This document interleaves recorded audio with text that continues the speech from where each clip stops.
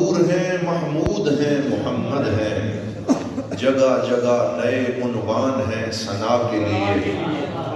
گدائے کوئے مدینہ ہوں کس کا منہ دیکھوں، گدائے کوئے مدینہ ہوں کس کا منہ دیکھوں، انہی کی بخششیں کافی ہیں مجھ گدا کے لیے۔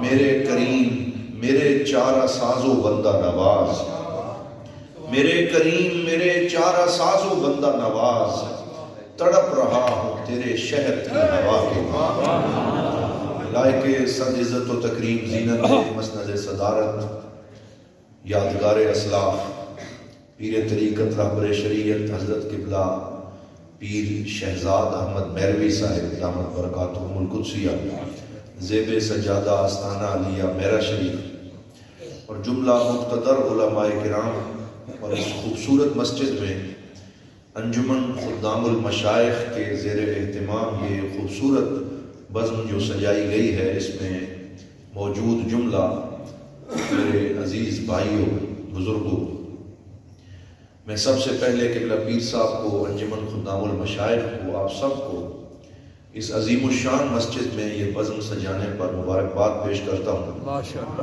اور دعا گو ہوں کہ اللہ رب العزت اس کے ثمرات ہم سب کو عطا فرمائے اور ہمارے ظاہر و باطن کو منور فرمائے، ہمیں ہمیشہ اللہ والوں کے قریب رکھے اور اللہ کے پاک بندوں کے فیضان سے ہمیں مالا مال فرمائے۔ ماشاءاللہ ہمارے مسلک کے عظیم ثنا خان محترم قاری ریحان حبیب سہروردی صاحب، جن کو ہمیشہ میں بھی بڑے ذوق سے سنتا ہوں اور ان کے لیے دعائیں بھی ہم کرتے ہیں کہ اللہ تعالیٰ ان کے لیے، میں عرض کرتا ہوں اکثر اللہ من امثالہ، کہ ان جیسوں جیسے ثنا خان اللہ تعالیٰ ہمیں اور بھی عطا فرمائے، کہ جو نعت کا بھرم قائم رکھتے ہوئے خدمت نعت کر رہے ہیں، کلام کی سلیکشن ہو، پڑھنے کا انداز ہو، اور عشق رسالت مآب صلی اللہ علیہ وآلہ وسلم کی سرمستیاں ہوں، ان سب چیزوں میں اللہ تعالیٰ نے ان کو حظ وافر عطا فرمایا ہے۔ تو ہم ان کے لیے دعا گو ہیں کہ اللہ تعالیٰ ان کو اسی طرح حضور کی ثنا خوانی کرتے رہنے کی توفیق عطا فرمائے۔ اختصار کے ساتھ جو وقت مجھے دیا گیا ہے اس میں چند گزارشات میں آپ کی خدمت میں پیش کروں گا، اور جو آیت میں نے پڑھی ہے بڑی مشہور آیت پاک ہے، جس میں اللہ رب العزت نے دو حکم اپنے بندوں کو عطا فرمائے، اور یہ آیات احکام میں سے ہے۔ قرآن پاک کی 6000 سے زائد آیات ہیں، اور بعض لوگ تو یہ کہتے ہیں کہ 6666 ہیں، حالانکہ دقیق گنتی کے مطابق یہ گنتی درست نہیں ہے، اور یہ تقریباً 6300 کچھ عدد صحیح بنتا ہے جس کو گنا گیا، شمار کیا گیا۔ اس میں سے 300 سے زائد آیات احکام ہیں، اور آیات احکام وہ ہیں جن میں اللہ نے یا تو کسی چیز کا حکم دیا یا کسی چیز سے منع فرمایا۔ تو یہ وہ آیات ہیں جن کو علامہ مولانا سعادت علی قادری صاحب نے یا ایھا الذین آمنو ایک کتاب لکھی ہے، جس میں انہوں نے وہ ساری آیتیں جمع کر دی ہیں جس میں اللہ تعالیٰ اپنے بندوں کو کوئی حکم ارشاد فرما رہا ہے، یا ایھا الذین آمنو، اے ایمان والو۔ وہ فرماتے ہیں کہ جب بھی کوئی آیت اس طرح کی آئے تو تمہارے کان کھڑے ہو جائیں کہ یہ وہ آیت ہے جس میں اللہ تعالیٰ ہم سے کچھ تقاضا کر رہا ہے، ہمیں کسی بات کا حکم دے رہا ہے۔ انہی آیات احکام میں سے ایک آیت یہ بھی ہے جو آج میں پڑھ رہا ہوں۔ کیا فرمایا؟ یا ایھا الذین آمنوا اتقوا اللہ، اے ایمان والو اللہ سے ڈرو، تقوی اختیار کرو۔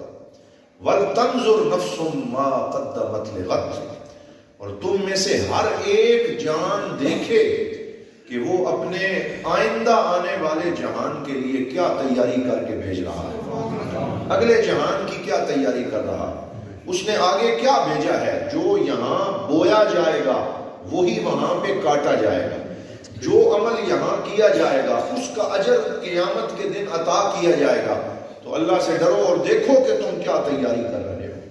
اس آیت کے ضمن میں علماء کرام نے یہ واقعہ بڑی تفصیل سے لکھا ہے کہ رسول اکرم صلی اللہ علیہ وآلہ وسلم جلوہ فرما تھے، بہت سے صحابہ بیٹھے ہوئے تھے، یمن سے کچھ لوگ آئے اور انہوں نے آ کے عرض کیا، یا رسول اللہ صلی اللہ علیہ وسلم، ہم یمن میں رہتے ہیں، بڑی دور رہتے ہیں، نہ آپ کی زیارت کر سکتے ہیں، نہ آپ کی گفتگو سن سکتے ہیں، ہمیں کوئی ایسا عالم عطا فرمائے جو آپ کا غلام ہو اور ہمارے پاس رہ کے ہماری تربیت کا بندوبست کرتا ہے.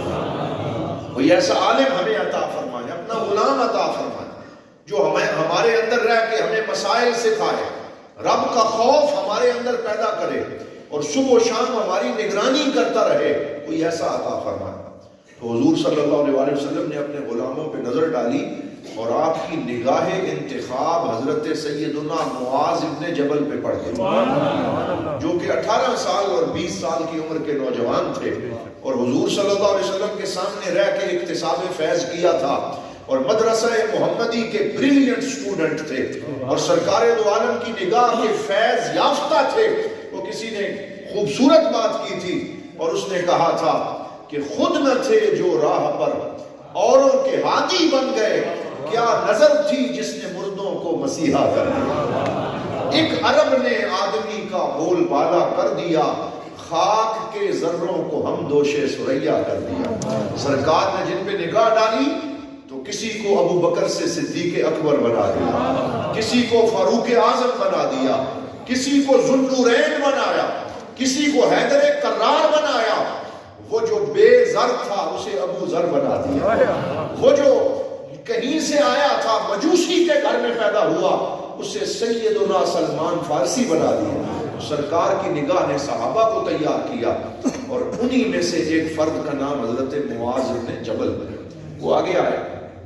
حضور نے فرمایا میں آپ کی ڈیوٹی یمن میں لگاتا ہوں، میں آپ کو یمن کا قاضی مقرر کرتا ہوں، آپ یمن چلے جائیں. جب جانے لگے تو سرکار دو عالم صلی اللہ علیہ وسلم نے ان سے 3 سوال پوچھے. فرمایا بما تقضی یا معاذ، اے معاذ جب تو یمن میں جائے گا تو وہاں جا کے اگر کوئی تجھ سے مسئلہ پوچھنے آئے گا اور اپنا مسئلہ تیرے سامنے رکھے گا مجھے بتا تو کیسے فیصلہ کرے گا. تو حضرت معاذ ابن جبل نے منہج رسالت مآب کا بیان فرمایا اور طریقہ کار بتا دیا. فرمایا یا رسول اللہ اگر مجھ سے کوئی پوچھنے آئے گا، میں نے آپ سے پڑھا ہے، میں اپنی طرف سے جواب نہیں دوں گا، اقضی بکتاب اللہ، میں رب کے قرآن سے جواب دوں گا. یا فرمایا میں رب کے قرآن سے جواب دوں گا، قرآن پڑھ کے اس کو سناؤں گا تاکہ اس کو یہ فیض مل جائے. حضور صلی اللہ علیہ وسلم نے پوچھا فَإِن لَمْ تَجِدْ فِي کتاب اللہ، اگر وہ مسئلہ تمہیں کتاب اللہ اور قرآن میں نہ ملا تو پھر کیا کرے گا؟ تو حضرت معاذ ابن جبل نے اسے انگلش میں کہتے ہیں ہیرارکی بیان فرمائی، ترتیب بیان فرمائی اور یہ بتا دیا ان لوگوں کو جو اپنے آپ کو اہل قرآن کہتے پھرتے ہیں اور کہتے ہیں ہمارے لیے قرآن کافی ہے اور حدیث کا انکار کرتے ہیں. سرکار کے اس شاگرد رشید نے کیا فرمایا؟ یا رسول اللہ اگر قرآن سے جواب مل گیا تو قرآن سے دوں گا، اگر قرآن سے نہ ملا تو مصطفیٰ کے فرمان سے دوں گا. میں آپ کی حدیث سے جواب دوں گا، میں آپ کے فرمان سے لوگوں کی رہنمائی کروں گا. اور یہ بتا دیا کہ مصادر شریعت میں سب سے پہلا نمبر قرآن کا ہے اور قرآن کے بعد دوسرا نمبر مصطفیٰ کی حدیث کا ہے، حضور کی سنت کا ہے. جو قرآن کا انکار کرے مسلمان وہ بھی نہیں ہے اور جو سرکار کی حدیث کا انکار کرے ایمان اس کا سلامت بھی نہیں. حضور کی حدیث کی اہمیت ہے، سرکار کی سنت کی اہمیت ہے، اس کے بغیر رب کا قرآن سمجھ آ سکتا نہیں. بخدا خدا کا یہی ہے در، نہیں اور کوئی مفر مکر، جو وہاں سے ہو یہیں آ کے ہو، جو یہاں نہیں تو وہاں. جو حضور کی بارگاہ میں نہ پہنچا وہ خدا تک رسائی حاصل کر سکتا نہیں ہے. جو تلمیذ مصطفیٰ نہ بنو اسے سرکار اللہ رب العزت کی رحمت نصیب نہیں ہو سکتی. جو حضور کے قدموں میں نہ آیا اسے اللہ رب العزت کا فیض نہیں مل سکتا. تو یہ بات حضرت معاذ بن جبل نے حضور کے سامنے بیان فرمائی. پھر سرکار نے تیسرا سوال پوچھا، مل کے کہہ دیں صلی اللہ علیہ وسلم. حضور نے پوچھا فَإِن لَمْ تَجِدْ فِي سُنَّتِي، اگر تو اس سوال کو قرآن میں بھی نہ پائے اور میری سنت میں بھی نہ پائے پھر تو کیا کرے گا؟ تو پھر انہوں نے عرض کیا اقضی برأیی ولا آلو، یا رسول اللہ پھر میں ہاتھ پہ ہاتھ دھر کے نہیں بیٹھوں گا، پھر میرے رب نے مجھے جو عقل دی ہے، جو شعور بخشا ہے، میں اپنی عقل کا استعمال کرتے ہوئے روشنی قرآن و سنت سے حاصل کروں گا. اس کو قیاس کہتے ہیں. اور قرآن اور سنت کے بعد اجماع اور قیاس کا درجہ آتا ہے، اور یہیں سے علماء نے اصول وضع کیے ہیں۔ آج بعض لوگ ٹی وی کی سکرینوں پہ بیٹھ کے لوگوں کو گمراہ کرتے ہیں اور کہتے ہیں بزرگان دین کو نہ مانو، ان کی رائے کو نہ مانو، بابوں کی بات نہ سنو، اور ایسی باتیں کرتے پھرتے ہیں۔ انہیں کیا خبر کہ ہمارے بزرگوں نے جو دین حاصل کیا ہے وہ صحابہ کرام کی ان روایات سے حاصل کیا ہے، حضور کی حدیثوں سے حاصل کیا ہے۔ اور میں اپنی رائے سے، لیکن رائے کو قرآن اور سنت پہ مقدم نہیں کیا، پہلے قرآن ہے، پھر حضور کا فرمان ہے، اور اس کے بعد عقل کا درجہ آتا ہے۔ تو جو پہلے ہی عقل کے گھوڑے دوڑانا شروع کر دیں اور قرآن و سنت کی طرف نہ دیکھیں، وہ بھٹکے ہوئے لوگ ہیں، وہ گمراہ لوگ ہیں۔ عقل گو آستان سے دور نہیں، اس کی قسمت میں پر حضور نہیں، دل بینا بھی کر خدا سے طلب، آنکھ کا نور دل کا نور نہیں۔ اقبال کہتے ہیں کہ صرف عقل سے بات نہیں بنتی، عقل عیار ہے، 100 بھیس بدل لیتی ہے، عشق بیچارہ نہ ملا ہے نہ واعظ نہ حکیم۔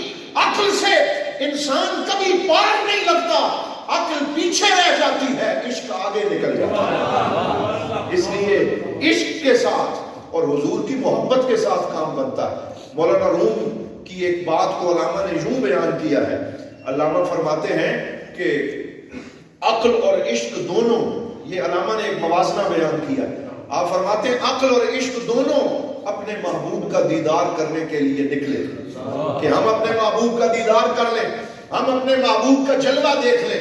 عقل بھی نکلی اور عشق بھی نکلا، لیکن اقبال کیا فرماتے ہیں؟ آپ فرماتے ہیں کہ جو عقل ہے، بو علی عقل کا امام تھا، بو علی اندر غبار ناکا گم، دست رومی پردہ محمل گرفت۔ فرمایا بو علی عقل کا امام بن کے نکلا اور مولانا روم عشق کا امام بن کے نکلے۔ دونوں اپنے محبوب کی زیارت کرنا چاہ رہے تھے، اور محبوب ایک کجاوے میں تھا، اور کجاوے پہ پردہ تھا، اور وہ کجاوا اونٹنی پہ تھا، جو صحرا میں اونٹنی جا رہی تھی، اور کجاوے کے اندر محبوب تھا، اوپر پردے تھے، دونوں زیارت کے لیے نکلے۔ اقبال کہتے ہیں بو علی اندر غبار ناکا گم، بو علی جو صرف عقل لے کے نکلا تھا، وہ اونٹنی کے قدموں سے اڑنے والی غبار میں گم ہو گیا، اور اس غبار میں بھٹک گیا۔ دست رومی پردہ محمل گرفت، کہا رومی آگے بڑھا اور عشق کے ساتھ اس کجاوے کا پردہ اٹھا کے محبوب کا دیدار کر فرمایا عشق دیدار کر لیتا ہے اور عقل ظن و تخمین میں لگی رہتی ہے، یہ اندازے لگاتی رہتی ہے۔ تو حضرت معاذ ابن جبل نے فرمایا یا رسول اللہ، میں قرآن سے، آپ کے فرمان سے اور پھر اپنی عقل سے روشنی حاصل کروں۔ میرے پاک نبی صلی اللہ علیہ وسلم کو ان کی یہ بات اتنی اچھی لگی کہ حضور نے ان کے سینے پہ ہاتھ رکھا اور فرمایا الحمدللہ الذی وفق رسول اللہ بما یرضی رسول اللہ۔ فرمایا میں اپنے رب کا شکر ادا کرتا ہوں کہ جس نے میرے شاگرد کو حق کہنے کی توفیق عطا فرمائی، ان کو سند عطا فرمائی، ان کو سرٹیفکیٹ جاری فرما دیا۔ اب ذرا دیکھیں اور چشم تصور سے اپنی نگاہوں کے سامنے وہ منظر لے کے آئیں کہ حضور اپنے دین کے طالب علموں کو کتنی عزت سے نواز رہے ہیں۔ سبحان اللہ۔ جب وہ جانے لگے تو میرے پاک نبی صلی اللہ علیہ وسلم اٹھ کے کھڑے ہو گئے، فرمایا اے معاذ تو اللہ کے رستے میں جا رہا ہے، تو دین سکھانے جا رہا ہے، میں تجھے ایسے نہیں جانے دوں گا، مدینے کی سرحد تک خود میں تمہیں الوداع کرنے جا رہا ہوں۔ حضور ساتھ چل پڑے اور حضرت معاذ کو حکم دیا تم سواری پہ بیٹھو۔ وہ ہاتھ باندھ کے عرض کرتے یا رسول اللہ جب تک آپ ساتھ ہیں میں سواری پہ نہیں بیٹھوں گا، میں آپ کے ساتھ ساتھ چلوں گا، ہاتھ باندھ کے آپ کے پیچھے چلوں گا۔ حضور نے فرمایا میرا حکم ہے کہ تم سواری پہ بیٹھو۔ حضرت معاذ کو سواری پہ بٹھایا اور اس سواری کی نکیل حضور نے خود پکڑی اور پکڑ کے سرکار ساتھ ساتھ چلنے لگے۔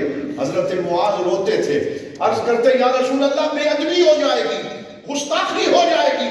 سرکار فرماتے میں اپنے غلاموں کو بتانا چاہتا ہوں کہ جب دین کا عالم اللہ کے دین کی راہ میں نکلتا ہے اور اس کے گھوڑے کی ٹاپوں سے جو گرد اڑتی ہے وہ بھی جس پہ پڑتی ہے، اللہ اس کے گناہوں کو بھی معاف فرما دیتا ہے۔ حضور نے خود ان کو الوداع فرمایا اور ان کے ساتھ ساتھ میرے کریم آقا چلتے رہے اور ان کو مدینے کی سرحد تک لے کے گئے، اور جب وہاں پہنچے اور الوداع کرنے لگے تو حضور نے فرمایا صلی اللہ علیہ وسلم فرمایا لعلی لا القاک بعد عامی ھذا ولعلک تأتی السنۃ القادمہ فتمر بمسجدی ھذا وقبری ھذا. فرمایا اے معاذ یہ تیری اور میری شاید آخری ملاقات. جب تو اگلے سال آئے گا تو میری مسجد کے پاس سے گزرے گا اور میرے روضے کے پاس سے گزرے گا. اللہ میری قبر کے پاس سے گزرے گا تو پھر مجھے سلام کرنا, مجھے بھول نہ جانا. تو وہ رونے لگے, ہچکی بند گئی اور پھر یارا اور ہمت نہ رہی. یا رسول اللہ میں کیسے گزارا کروں گا, یہ فراق کیسے برداشت کروں گا, جب آؤں گا اور آپ کو نہیں دیکھوں گا اس عاشق کا کیا بنے گا, مجھے حوصلہ دینے والا کون ہوگا. اس وقت میرے پاک نبی نے جو جملہ ارشاد فرمایا وہ جملہ اس آیت کی تفسیر ہے جو آیت میں نے شروع میں پڑھی ہے. اور وہ آیت کیا ہے؟ اتقوا اللہ, اللہ کا تقوی اختیار کرو. حضور صلی اللہ علیہ وسلم نے حضرت معاذ بن جبل کے کندھے پہ ہاتھ رکھا اور ارشاد فرمایا اے معاذ ان ظاہری دوریوں سے پریشان نہ ہونا, اس جدائی پہ پریشان نہ ہونا. ان اول الناس بی المتقون من کانوا وحیث کانوا. فرمایا جو میرے مجھ محمد کے قریب وہ لوگ ہوں گے جہاں بھی ہوں, جو کوئی بھی ہو, جو تقوی اختیار کریں گے اور میرے راستے پہ چلیں گے اور میرے دامن کو پکڑنے والے ہوں گے, وہ جہاں بھی رہیں گے مجھ محمد کے دل کے قریب رہیں گے. یہ ظاہری دوری کوئی حیثیت نہیں رکھتی, یہ دوریاں مٹ جائیں گی, یہ فاصلے سمٹ جائیں گے اور درمیان میں برج بن جائے گا اور تم جہاں بھی رہو گے میری نظر کرم تمہیں نصیب رہے گی, میری نگاہ تمہارے اوپر رہے گی. یہ نہ سمجھنا میں چلا گیا, یہ نہ سمجھنا میری زندگی کا سلسلہ منقطع ہو گیا. تم جب تک میرے راستے پہ رہو گے میں اپنی نظر کرم سے تمہیں نوازتا رہوں گا. مولانا محمد علی ظہوری قصوری رحمت اللہ تعالی علیہ کیا خوبصورت فرما گئے, نگاہ رحمت اٹھی ہوئی ہے, وہ سب کی بگڑی بنا رہے ہیں, کھلا ہوا ہے کریم کا در, بھرے خزانے لٹا رہے ہیں. حضور کا در کل بھی کھلا تھا, بولو حضور کا در آج بھی کھلا ہے. یہ ہمارا عقیدہ ہے کہ سرکار اپنے غلاموں کو دیکھ رہے ہیں جو ان کے راستے پہ ہیں, ان پہ نظر کرم ہو رہی ہے اور ان کو نوازا جا رہا ہے, اور سرکار ہمارا درود سنتے بھی ہیں اور ہمارے سلام کا جواب بھی ارشاد فرماتے ہیں. یہ حضور کا اپنے غلاموں سے تعلق ہے. تو سرکار نے حضرت معاذ بن جبل رضی اللہ تعالیٰ عنہ کو اس طریقے سے الوداع کیا. اب حضرت معاذ کو پتہ چل گیا تھا کہ یہ آخری ملاقات ہے, تو جاتے جاتے کریم کا دامن پکڑا اور عرض کیا یا رسول اللہ اب اسی نہیں, اب آخری ملاقات ہے تو مجھے کوئی وصیت بھی تو فرمائے نا, کوئی ایسی بات بتائیں جو میں پلے باندھ لوں, جو میں یاد رکھوں, جس پہ میں عمل کرتا رہوں. جب بھی یہ ملاقات مجھے یاد آئے, آپ کی بات بھی یاد آئے, مجھے کوئی وصیت فرمائے. تو جو وصیت حضرت معاذ بن جبل کو آخری ملاقات میں سرکار نے فرمائی وہ اس کھوڑ کی اس جامع مسجد میں آپ سب غلاموں تک پہنچا رہا ہوں. یہ وہ تحفہ ہے جو سرکار کی زبان فیض ترجمان سے نکلا ہے. حضور صلی اللہ علیہ وسلم نے کیا فرمایا؟ فرمایا ٹھیک ہے میں تمہیں 3-4 نصیحتیں کرتا ہوں, یہ میری وصیت ہے. کیا فرمایا؟ سارے بولیے یہ میری وصیت ہے. اور وصیت وہ ہوتی ہے جو کوئی جاتے ہوئے کرتا ہے اور اس کی بڑی اہمیت ہے, قانونی بھی اور اخلاقی بھی. وہ آخری لفظ ہوتے ہیں اور ان پہ جمع رہنا یہی بات والوں کا شیوا ہونا چاہیے. حضور نے فرمایا اتق اللہ حیث ما کنت, اے معاذ جہاں بھی رہنا اللہ سے ڈرتے رہنا, جہاں بھی رہنا اللہ سے ڈرتے رہنا. یہ خیال رکھنا کہ تمہارا رب تمہیں دیکھ رہا ہے, تم اس کی نگاہ میں ہو. اس مراقبے میں رہنا, میرا کوئی عمل میرے رب کی نگاہوں سے مخفی نہیں, میں اس کے سامنے ہوں, میں کھلی کتاب کی مانند ہوں. میرے ظاہر کو بھی وہ جانتا ہے, میرے باطن کو بھی جانتا ہے. اتق اللہ حیث ما کنت, تو جہاں بھی رہنا اللہ سے ڈرتے رہنا, تقوی اختیار کرنا. آج یہ موبائل کا دور, یہ سوشل میڈیا کا دور, اس نے ہم سے تقوی چھین لیا, ہماری نظروں کی طہارت چھین لی, ہمیں دین سے دور کیا جا رہا ہے اور اس موبائل نے ہماری نسلوں کو برباد کر کے رکھ دیا ہے. میں اکثر دوستوں سے کہتا ہوں کہ ہمارے نوجوان ٹک ٹاکر بن رہے ہیں, ہماری بچیوں کے پردے شہروں میں ختم ہو رہے ہیں. وہ خود پردے اتار کے ویڈیوز بناتی ہیں, جو کلمہ پڑھنے والی ہیں اور پھر انہیں ارننگ اور کمائی کا ذریعہ بنایا جاتا ہے، یہ حرام کمائی ہے۔ بولیے یہ کمائی حرام ہے، جس میں انسان اپنے ظاہر اور پردے اور شریعت کا لحاظ ختم کر کے کمائی کرتا پھرے۔ تو اپنے بچوں پہ نظر رکھنا، انہیں انٹرنیٹ کے اس دور میں صراط مستقیم پہ رکھنا اور ان کو فحاشی اور عریانی سے بچانا، یہی تقویٰ ہے۔ فرمایا اتق اللہ حیث ما کنت، جہاں رہنا تقویٰ اختیار کرنا۔ وَأَتْبِعِ السَّيِّئَةَ الْحَسَنَةَ تَمْحُهَا، دوسری وصیت سرکار نے فرمایا جب تم سے کوئی گناہ ہو جائے تو اس گناہ پہ پچھتانا اور اس گناہ کے فوراً بعد کوئی نیکی کر لینا، تمہاری وہ نیکی گناہ کو مٹا دے گی، تمہاری وہ نیکی تمہارے گناہ کو مٹا دے گی، نامہ اعمال صاف ہو جائے گا۔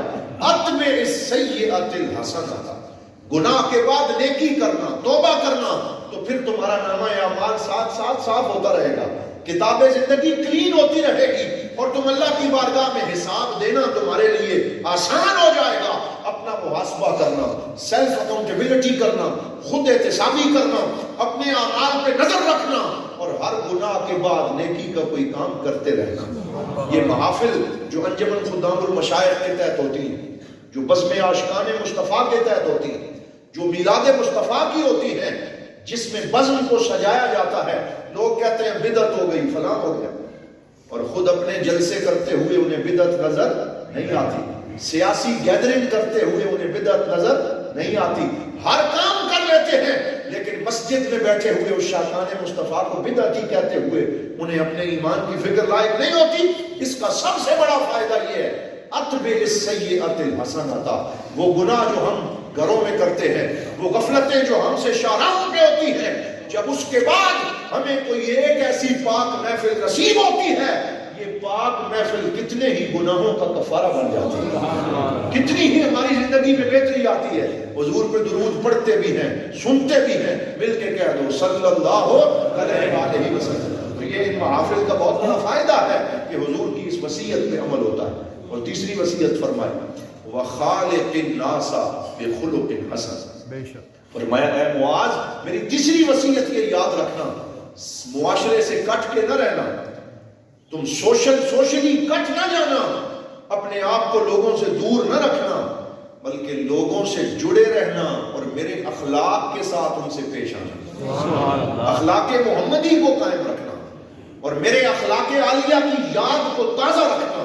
صلہ رحمی کرنا، تعلق توڑنے کے بجائے تعلق جوڑنے کی کوشش کرنا۔ آج ہمیں پتہ نہیں کیا نظر لگ گئی کہ دنیا دار تو دنیا دار تھے، دین داروں نے تعلق توڑنے شروع کر دیے، جو دین کے پرچار کرنے والے تھے انہوں نے ایک دوسرے کی پگڑیاں اچھالنا شروع کر دی، فتوے لگتے ہیں، گروپنگ ہوتی ہے، میں فلاں کے ساتھ ہوں، تو فلاں کے ساتھ ہے۔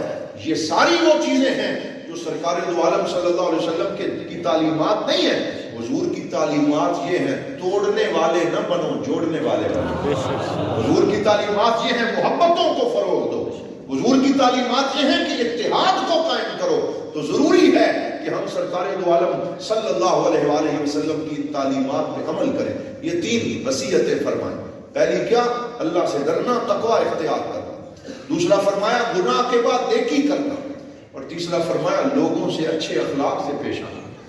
اس حدیث کو پوری آپ کو سنانے کے بعد دوسری بات جو آج میں آپ سے عرض کر رہا ہوں وہ فرمان حضور غوثیت مآب ہے۔ سبحان اللہ۔ حضرت سیدنا غوث اعظم رضی اللہ تعالیٰ عنہ کا فرمان ہے، اور وہ دو عبارات میں فتوح الغیب شریف سے پیش کر رہا ہوں۔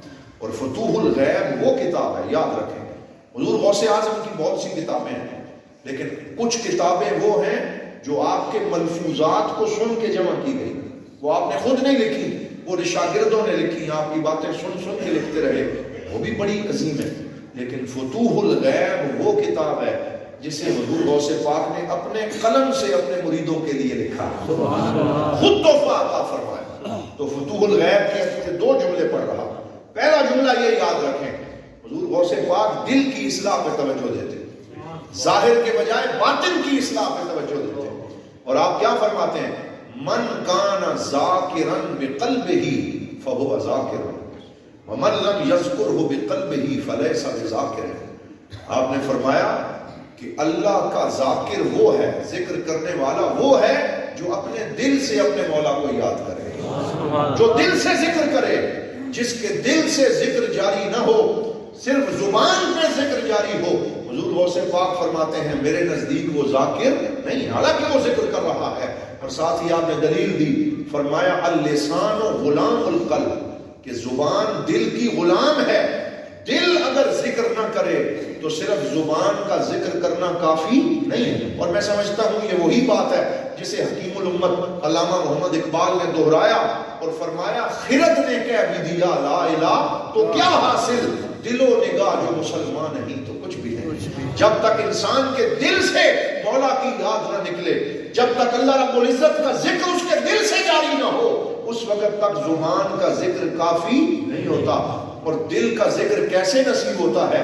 یاد رکھو، یہ چلے کرنے سے نصیب نہیں ہوتا، یہ تسبیح پکڑنے سے نصیب نہیں ہوتا، یہ دستاریں باندھنے سے نصیب نہیں ہوتا، یہ اللہ والوں کے قدموں میں حاضر ہونے سے نصیب ہوتا ہے، یہ بزرگوں سے نسبت قائم کرنے سے نصیب ہوتا ہے۔ جس کا کوئی شیخ نہ ہو، کوئی استاذ نہ ہو، جس پہ کوئی نگاہ کرم کرنے والا نہ ہو، اسے دل کا ذکر نصیب نہیں ہوتا۔ تو یہ کوشش کریں کہ اپنے مشائخ سے رابطہ کر کے اپنے دل کے ذکر کے لیے دعا کیا کریں کہ اللہ تعالیٰ ہمارے دل کو بھی ذاکر بنائے، ہماری زبان کو بھی ذاکر بنائے۔ یہ حضور غوث پاک کا فرمان، اور اسی کے تحت آگے فرماتے ہیں قل اللہ اکبر الف مرۃ بقلبک ومرۃ بلسانک، فرمایا جب تُو نے اللہ کا ذکر کرنا ہو تو 1000 مرتبہ دل سے اللہ اللہ کرو اور 1 مرتبہ زبان سے اللہ کرو۔ 1000 مرتبہ دل سے کہو اور 1 مرتبہ زبان سے کہو، کیونکہ اگر دل تیری زبان کے ساتھ شامل نہ ہو تو یہ دوہری ایک شخصیت تیرے اندر پیدا ہوگی۔ دل تجھے کہیں اور لے کے جا رہا ہوگا اور زبان کہیں اور لے کے جا رہی ہوگی۔ پیر نصیر الدین نصیر تاجدار گولڑا کی طرح کہو کہ مت چھیڑ مجھے اے کشش لذت دنیا، اس وقت میرے دل کو وہ یاد آئے ہوئے۔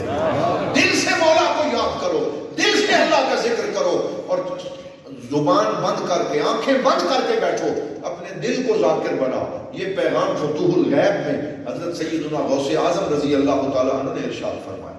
دوسری بات جو آپ کی فتوح الغیب سے میں عرض کر رہا ہوں وہ مقالہ نمبر 33 ہے، یعنی آپ نے مختلف مقالے لکھے ہیں، ان میں سے ایک مقالہ ہے جو 33ویں نمبر پہ ہے، اس میں آپ نے بڑی اصلاح کی بات فرمائی ہے۔ کیونکہ یہ ایک اصلاحی گفتگو ہے تو میں چاہ رہا ہوں کہ اس میں اپنی بات کرنے کے بجائے یا حضور کی بات کی جائے یا حضور کے بیٹے غوث اعظم کی بات کی جائے، جو سرکار دو عالم کے سچے سچے بیٹے ہیں اور جو حسنی بھی ہیں اور حسینی بھی ہیں، اور جن کے بارے میں کل پڑھ رہا تھا کہ جب آپ کے لفظوں کے عدد نکالے گئے تو آپ کے یوم ولادت 471 ہجری کا جب عدد نکالا گیا تو وہ بنا عاشق۔ وہ کیا بنا؟ عاشق۔ یعنی آپ کا عدد نکلا کہ یہ عاشق بن کے پیدا ہوا، اور جب وصال ہوا 562 ہجری میں جب اس کا عدد نکالا گیا وہ بنا معشوق الہی۔ وہ کیا بنا؟ معشوق الہی۔ یعنی جب پیدا ہوئے تو مولا کے عاشق تھے، اور جب وصال ہوا تو مولا کے محبوب کے مقام پہ پہنچے۔ اللہ نے انہیں مقام محبوبیت عطا فرما دیا تھا۔ اور جب آپ کی پوری عمر 91 برس، کتنی بنتی ہے؟ 91 برس، جب 91 کے عدد نکالے گئے تو وہ بنے کامل۔ وہ کیا بنے؟ کامل۔ تو آپ عاشق بھی ہیں، معشوق الہی بھی ہیں اور کامل بھی ہیں۔ یہ حضور غوث پاک کی شان ہے۔ اور آپ نے مقالہ نمبر 33 میں کیا ارشاد فرمایا؟ آپ فرماتے ہیں الناس اربعۃ اصناف، کہ میں نے مطالعہ کیا ہے پوری انسانیت کا تو لوگ 4 طرح کے ہیں، 5ویں قسم نہیں ہے، لوگ 4 ہی طرح کے ہیں۔ اور پھر فرماتے ہیں اے میرے مرید، اے مجھ سے محبت کرنے والے، تو دیکھ کہ ان 4 قسموں کے اندر تو کہاں پہ کھڑا ہے، تو کہاں پہ ہے، پھر تو اپنے آپ کو اس سے اگلے سجد کی طرف لے جانے کی کوشش کر، ترقی کی کوشش کر۔ یہ وہ انالیسز ہے، یہ وہ تجزیہ ہے جو حضور غوث اعظم نے انسانیت کا تجزیہ کیا ہے۔ اور یہ وہ تجزیہ ہے کہ بڑی بڑی یونیورسٹیاں بھی اصلاح کے لیے ایسا تجزیہ عطا نہ کر سکی جو گدڑی پہ بیٹھنے والا ایک درویش عطا کر، جو اللہ کا ایک ولی عطا کر گیا۔ آپ نے فرمایا الناس اربعۃ اصناف ہے، لوگوں کی 4 قسمیں. پہلی قسم کیا ہے؟ فرمایا لا لسان لہم ولا قلب. پہلی قسم کے لوگ وہ ہیں نہ ان کی زبان ہے نہ ان کا دل ہے.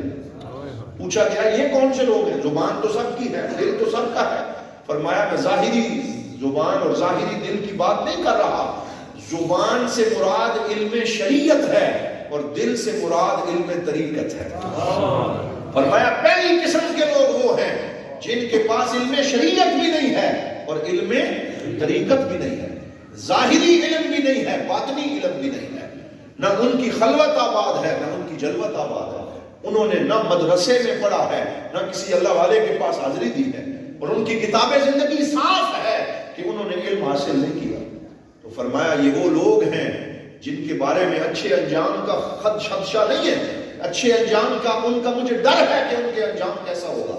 اور ساتھ ہی فرماتے ہیں عام بندہ ایسے بندے کی صحبت میں نہ بیٹھے. عام بندہ ایسے بندے کی صحبت میں نہ بیٹھے کیونکہ وہ بھی اس کے رنگ میں رنگ جائے. اور پھر فرماتے ہیں اگر کوئی عالم ربانی ہو، کوئی عالم ہو، کوئی اللہ والا ہو، میں اسے حکم دیتا ہوں کہ ایسے لوگوں کی صحبت اختیار کرے اور انہیں حضور کا دین سکھائے اور ان کو دین کی طرف لے کے آئے. فرمایا میں غوث اعظم گارنٹی دیتا ہوں کہ اگر کسی عالم نے یہ کام کیا تو اللہ اسے نبیوں اور رسولوں والا ثواب عطا فرمائے گا. اس کو بڑا اجر ملے گا، اس کے اوپر اللہ کی بڑی مہربانی ہوگی. تو فرمایا یہ پہلی صنف کے لوگ ہیں نہ ان کے پاس لسان ہے نہ قلب ہے، نہ علم شریعت ہے نہ علم طریقت ہے. یہ پہلی صنف ہو گئی. پھر فرمایا دوسری قسم کے لوگ وہ ہیں جن کے پاس زبان تو ہے لیکن دل نہیں. زبان تو ہے لیکن دل نہیں. علم شریعت تو ہے لیکن علم طریقت نہیں ہے. وہ ظاہری گفتگو تو کرتے ہیں لیکن ان کا دل مولا کے ذکر سے آباد نہیں ہے. اور وہ صرف گفتگو کر سکتے ہیں لیکن انہوں نے اپنا تعلق دل کا اپنے مولا سے قائم نہیں کیا. اور یہاں انہوں نے حضور کی حدیث لکھی، مل کے کہہ دو صلی اللہ علیہ وسلم. فرمایا سرکار کی حدیث ہے ان اخوف ما اخاف علیہ. فرمایا مجھے سب سے زیادہ اپنی امت پہ جن لوگوں کا خوف ہے من منافق علیم اللسان، ایسا شخص جو منافق ہے، زبان کا عالم تو ہے لیکن دل کا عالم نہیں ہے، جس کے پاس علم طریقت نہیں ہے، جس نے اپنے باطن کو سنوارا نہیں ہے. میں سمجھتا ہوں یہ وہ جگہ ہے جہاں حضور غوث پاک نے امت کے علماء سے خطاب کیا ہے اور ان لوگوں سے خطاب کیا ہے جو عوام میں جاتے ہیں، جو گفتگو کرتے ہیں، جو خطابات کرتے ہیں. یہ ہمارے لیے حضور غوث پاک نے ہمیں جھنجھوڑا ہے. اے منبر پہ بیٹھنے والوں، اے سرکار دو عالم صلی اللہ علیہ وسلم کے دین کے وارث کہلانے والوں، کہیں ایسا نہ ہو لما تقولون ما لا تفعلون کے زمرے میں آ جاؤ. کہتے کچھ رہو کرتے کچھ رہو، تمہارا عمل کوئی اور ہو، تمہاری گفتگو کوئی اور ہو. ہمیں جھنجھوڑا اور علماء کے طبقے سے خطاب کیا کہ کہیں ایسے نہ بن جانا کہ عمل تمہاری گفتگو کو سپورٹ نہ کر رہا. یہ دوسرا طبقہ. پھر حضور غوث پاک نے فرمایا تیسرا طبقہ وہ ہے لہم قلب بلا لسان. فرمایا ان کا دل تو آباد ہے لیکن وہ منہ سے بولتے نہیں. دل آباد ہے لیکن منہ سے بولتے نہیں. وہ گدڑی پہ بیٹھنے والے، وہ مصلی آباد کرنے والے، وہ راتوں کو جاگنے والے، وہ اللہ اللہ کی ضربیں لگانے والے، ان کی منہ پہ تالا ہے، وہ بولتے نہیں ہیں. فرمایا ایسے خوش نصیبوں کے جوتے سیدھے کیا کرو، اللہ تعالیٰ بھی راضی ہو جائے گا، اللہ کا رسول بھی راضی ہو جائے گا. یہ نہ سمجھنا کہ یہ بولتے نہیں ہیں تو اب ان کے قریب نہیں جانا. فرمایا ان کی خدمت کرو اور ان کے اشارہ ابرو کے منتظر رہو اور ان کے جوڑے سیدھے کرو اور ان کی خدمت میں کھڑے رہو. فرمایا ان کا دل ذاکر ہوتا ہے، وہ دل سے اللہ اللہ کرنے والے ہوتے ہیں، وہ راتوں کو اٹھ کے دعائیں مانگتے ہیں. ان کی وجہ سے اللہ اپنی مخلوق پہ رحم فرماتا ہے. ایسے طبقے کا بیان کیا جو ظاہری طور پہ خاموش ہے لیکن جس کا دل حضور کی محبت سے آباد ہے. اور چوتھا طبقہ جو بیان فرمایا وہ کون لوگ ہیں؟ توجہ رکھیں. فرمایا ہوا المدعو عند اللہ بالعظیم. فرمایا یہ چوتھے طبقے کے لوگ وہ ہیں جن کا نام اللہ نے آسمانوں میں عظیم رکھا ہوا ہے، جن کا نام آسمانوں میں عظیم ہے. وہ عظیم لوگ ہیں. پوچھا گیا وہ عظیم لوگ کون سے ہیں؟ فرمایا جن کا دل قرآن سے آباد ہے اور جن کی زبان حضور کے فرمان سے آباد ہے، جو زبان سے بھی دین کی خدمت کر رہے ہیں، جو دل سے بھی دین کی خدمت کر رہے ہیں، جو عالم ربانی ہیں اور جو صاحب شریعت بھی ہیں، صاحب طریقت بھی ہیں، جو زبان سے گفتگو بھی کرتے ہیں اور جو دل سے اللہ کا ذکر بھی کرتے ہیں، جن کا مصلی بھی آباد ہے، جن کا منبر بھی آباد ہے، اور جو زندگی میں اپنی زندگی کو دین کے لیے وقف کرنے والے ہیں، فرمایا یہ وہ لوگ ہیں جن کو عالم ربانی کہا جاتا ہے، جن کا نام عظیم رکھا گیا ہے۔ میں سمجھتا ہوں یہاں پہ حضور غوث پاک اپنی بات کر رہے ہیں، اپنی طرف اشارہ کر رہے ہیں، اور اس دور میں دیکھا جائے تو حضور پیر سید میر علی شاہ صاحب کی طرف اشارہ ہے، حضور شیخ الاسلام خواجہ محمد قمر الدین سیالوی رحمت اللہ تعالیٰ علیہ کی طرف اشارہ ہے، اور خواجہ محمد احمد میروی رحمت اللہ تعالیٰ علیہ کی طرف اشارہ ہے، اور ضیاء الامت جسٹس پیر محمد کرم شاہ الازہری کی طرف اشارہ ہے۔ یہ وہ لوگ ہیں جتنا عرصہ زندہ رہے قلم بھی جاری رہا، زبان بھی جاری رہی، دل بھی جاری رہا، جنہوں نے خدمت قلم سے کی تو ضیاء القرآن کی شکل میں 5 جلدوں میں قرآن کی تفسیر عطا فرما دی، قلم سے خدمت کی تو پھر ضیاء النبی کی شکل میں حضور صلی اللہ علیہ وسلم کی سیرت کے موتی پرو کے رکھ دیے، اور جب زبان جاری ہوئی تو ان کی زبان سے کیا جاری ہوا؟ قل ان صلاتی و نسکی و محیای و مماتی للہ رب العالمین۔ وہ زبان سے بھی اخلاص کا درس دیتے رہے، قلم سے بھی اخلاص کا درس دیتے رہے، بلکہ میں تو کہتا ہوں ایسی ہستیوں کے آنسو بھی تبلیغ کرتے رہے، زبان قلم ہی نہیں آنسو بھی تبلیغ کرتے رہے۔ میں آخر میں مجھے بات یاد آ گئی ہے، میں اکثر بیان کرتا ہوں، میں چھوٹا سا تھا اور حضور میں حاضر تھا مسجد امیر الصالحین میں، اور میں نے اپنی نگاہوں سے حضور ضیاء الامت کی زیارت کی، اور آپ بیٹھے تھے، چادر پوشی کی محفل تھی، عرس تھا حضرت امیر الصالحین رحمۃ اللہ تعالیٰ علیہ، اور خوشاب کا کوئی نعت خوان نعت پڑھ رہا تھا، تو آپ نے گلے میں ایسے پٹکا ڈالا تھا رومال، اور اس کو دونوں ہاتھوں سے پکڑا تھا اور آنکھوں سے آنسو جاری تھے، ان کے چہرے کو دیکھ کے حضور کے جلوے نظر آ رہے تھے، یعنی سرکار دو عالم کی محبت نصیب ہو رہی تھی، اور وہ شعر پڑھتا تھا بار بار، وہ کہتا تھا کاگا تن من نوچیو مورے چن چن کھائیو ماس، بس دو نینا مت کھائیو جنہیں پیا ملن کی آس۔ یہ شعر وہ پڑھتا تھا، اور پیسا پھر اشارہ کر دیتے تھے کہ یہی پڑھو، اور روتے تھے اور تڑپتے تھے اور ایسے ادب سے بیٹھے تھے، اور اس میں کوئی وجد نہیں تھا، کوئی اٹھنا بیٹھنا نہیں تھا، کوئی ہاتھ کھڑے کروانا نہیں تھا جیسے آج کل ہوتا ہے، بلکہ ادب تھا، احترام تھا، محبت تھی، لیکن ان کے انگ انگ سے حضور کا عشق ٹپک رہا تھا۔ بس دو نینا مت کھائیو جنہیں پیا ملن کی آس، تو حضور کی محبت کا درس دے رہے تھے۔ یہ وہ لوگ ہیں جن کا نام اللہ رب العزت نے عرشوں میں عظیم رکھا ہوا ہے، اور حضور غوث اعظم نے ان کا بیان فرمایا، جب کوئی ایسا مل جائے، جب کوئی ایسا اللہ والا نصیب ہو جائے تو پھر اس کے قدموں کو نہ چھوڑنا، پھر اس کی دہلیز سے چمٹے رہنا۔ مولانا روم فرما گئے کیمیا پیدا کن از مشتے گلے بوسا زن بر آستانے کاملے۔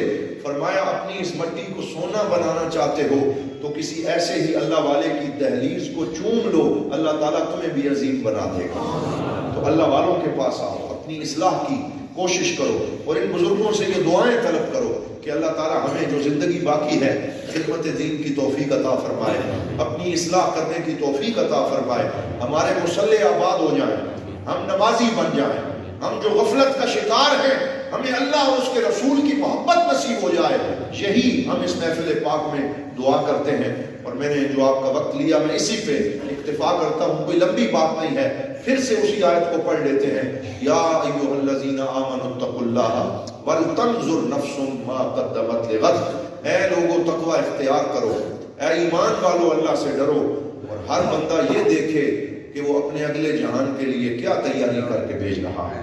اللہ تعالی ہمیں آخرت کی تیاری کی توفیق عطا فرمائے۔ وآخر دعوانا الحمدللہ۔